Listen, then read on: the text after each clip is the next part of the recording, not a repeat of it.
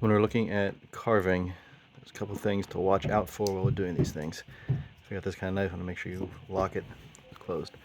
So we always want to be carving away, away, away, away. So I never want to be carving here towards my finger. This is kind of just a push cut, or push cut through. We've got a stop cut, which kind of come in like that, and then we can come in and take a chunk out like that. And we have this nice little sharp edge here. I want to watch for kids carving like this, because they're going to push through and get their finger there inside that. So always make sure their hands are back, not forward. Now, a lot of times with these knives, kids like to do this and they'll drill. They'll do this plastic knives, they'll do this with whatever. If you're doing it on soap, it works. If you grab a piece of wood and do that, it's not going to work, and there's a good chance it's going to slip and cut your finger. So we don't want to watch them drilling. They also like to try and saw, and that doesn't really work, and it's unsafe because you're going to dig it in your hand possibly. And if you do it on wood, it's the same thing. It's not going to work. You're going to saw. It's not. This is not a sawing tool. So we're going to watch that. Watch your finger positions. You don't want to have a finger like this because you're going to come through and cut your hand. If they're wearing a glove, that'll stop the cut. But we want to make sure that they have good habits of keeping their fingers out of the way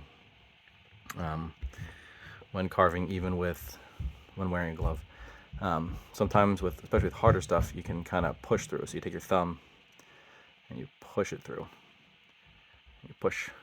So you're holding the knife here and pushing with this hand. That's good technique. You can also kind of come back and push this way. On a piece of wood like this, you may get away with that a little bit. But again, we want to make sure we're not pushing with our hands here. If we're carving like this, we want to have our fingers cut through there like that. So we push with our thumb, and we guide with our offhand. We don't want really deep cuts, so especially with soap. A lot of times they'll come in really hard, they'll take off big chunks.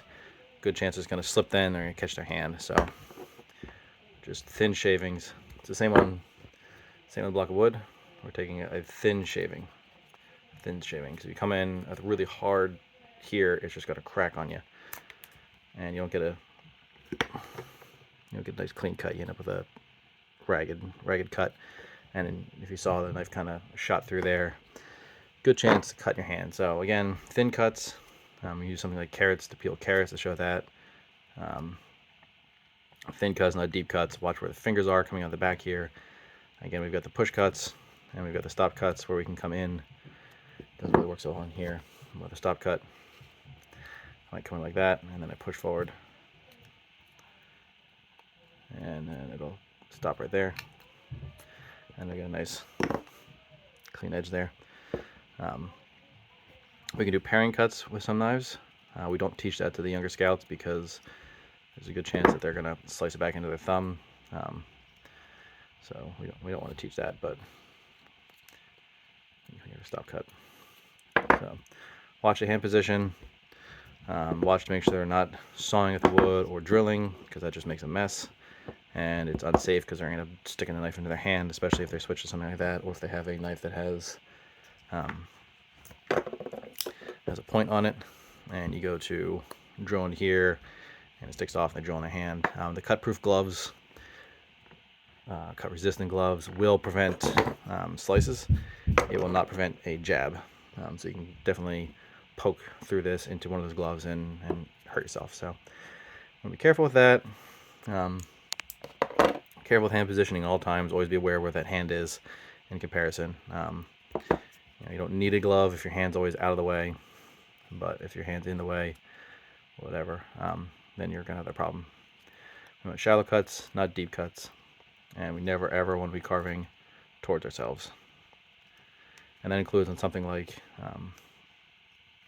if you're trying to dig in here, that's towards, because we're going here this way, and that's kind of towards, even if it's on the table here. No sawing, no drilling. It's just messy, and bad habits won't work on wood. So we don't really want to do that. And when we put the knife down, always make sure that we close the blade and we set the knife down. We never want to be leaving a knife on the table like that. If we bump it off the table, it's going to fall, stab somebody in the foot or something like that. So the knife is always closed on the table. So hopefully there's some useful tips to kind of make sure that everyone is safe when they are doing this. And I made a giant mess of my table, and I should have put something underneath that, but oh well, I'll clean it up later. Thanks, hope that helps.